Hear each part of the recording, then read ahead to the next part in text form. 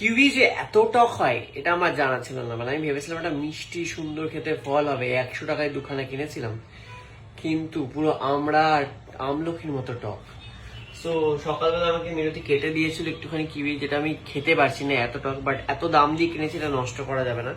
তাই ভেবেছি যে কিউই দিয়ে একটা মাখা বানাবো, যেটা একটুখানি টক ঝাল মিষ্টি মতো হবে, খাওয়া যাবে। সেই হাবলটার মধ্যে এই কিউই গুলো দিয়ে দিলাম, আর সাথে একটুখানি বিট নুন দিয়েছি।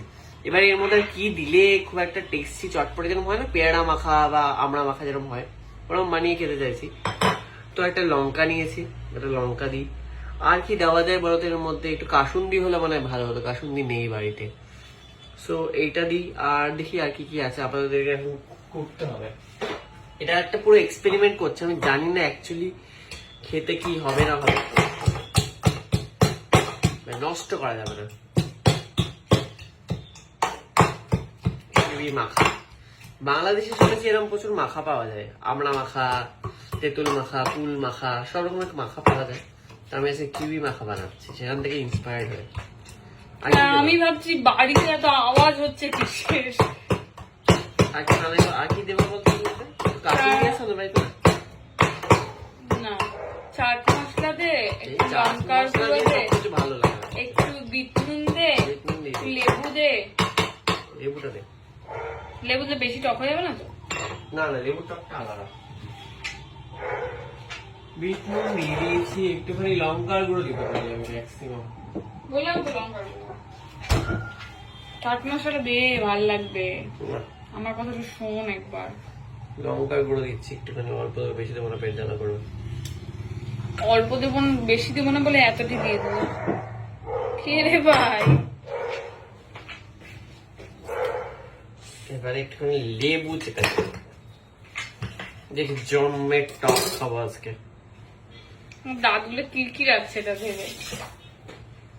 একটুখানি চিনিও দিবা, কয়েক টুকরো। এই যে লেবু, দাঁতগুলো কুড়কুড় করছে। ব্যাপারটা যা হবে না, জিভের জল আনা। কিউই মাখা হবে বলো। কিউই নাকি মাখা? চিনি দেবো অল্প? একটু চিনি দিয়ে। চিনি আমাদের বাড়িতে একেবারেই নেই, একেবারেই শেষ হয়ে গেছে। 2-4 ফোঁটার বেশি দিবি না, ব্যাস।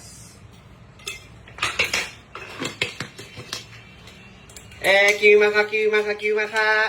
খাবেন খাবেন খাবেন। 10 টাকা 10 টাকা 10 টাকা 10 টাকা 10 টাকা কেউ খাবে না কিউই মাখা। 10 টাকা 10 টাকা 10 টাকা 10 টাকা। এর মধ্যে একটু সর্ষের তেল দিলেও হতো মনে হয় ব্যাপারটাতে। বাড়াবাড়ি হচ্ছে, যা হয়েছে আমরা খেয়ে না। এটা ধর বাটিটা ধর, কিউই মাখা সার্ভ করবো। আমার তো ভালো লাগে না। আচারের মতো হয়ে গেছে। আচ্ছা করো না। কানটা বন্ধ কর। আবার আলাদা সমস্যা, স্টিলের বাটিতে আওয়াজ করলে শুনতে পারে না, গা কিরকির করে। এটা বা বড় লোকের সমস্যা একটা।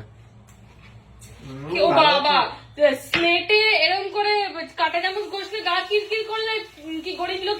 গরিব লোক স্লেটে একটু গরিবরা লেখে, বড় লোকদের দেখেছিস স্লেটে লিখতে? বড় লোকদের স্টিলের বাটিতে হয়। স্টিলের বাসন একসাথে খসালে গা কিরকির করে না? সবার করে না, লোকের বালি ফেললেও করে, বালি দেওয়ালেও করে, না রে করে না, চিন টানলেও করে। তোর একাই করে। আর আমি লোকেরটা বলছি, আমার শুধু স্টিলের বাটিটাতেই করে। অনেকেরই করে আমি জানি। আমার স্বাদ কারা কারা দেবে কমেন্ট করে জানাও। এই যে আমরা মাখা বলছি, কিউই মাখা হয়ে গেছে। এবার এটা খেয়ে দেখি, দেখো এটা নতুন অ্যাঙ্গেল আপনার জীবনে। চাট মশলা দে, আমার ভালো লাগবে। আগে আমি আমার নাকি খাওয়াবো।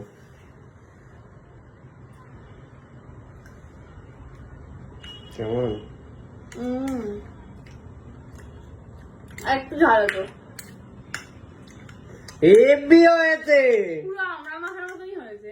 দারুণ হয়েছে, দারুণ দারুণ, ভীষণ ভালো হয়েছে। পুরো আমরা মাখা হয়, পুরো ওই কাঁচা